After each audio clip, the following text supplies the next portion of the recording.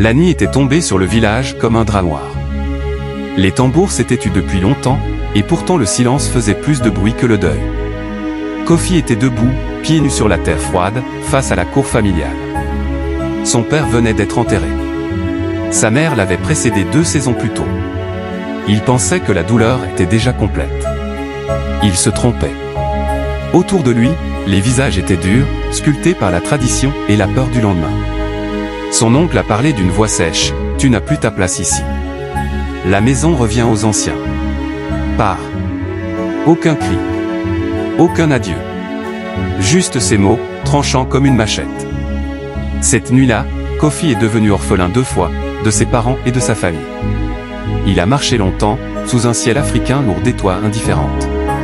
Ses souvenirs défilaient comme un film, la voix grave de son père au feu de bois, le rire de sa mère pilant le maïs, l'odeur de la pluie sur la terre rouge. Tout cela semblait appartenir à une autre vie. Les jours suivants furent une lutte. Dormir sous des tôles rouillées, mendier un peu de travail au marché, encaisser les regards qui vous rappellent que vous ne valez rien. Plusieurs fois, Kofi a voulu s'arrêter. S'allonger. Disparaître. Mais une phrase de son père revenait toujours. Un homme n'est pas ce qu'on lui enlève, mais ce qu'il décide de devenir. Alors il s'est relevé. Il a appris. Porter des sacs, réparer des radios, observer, écouter.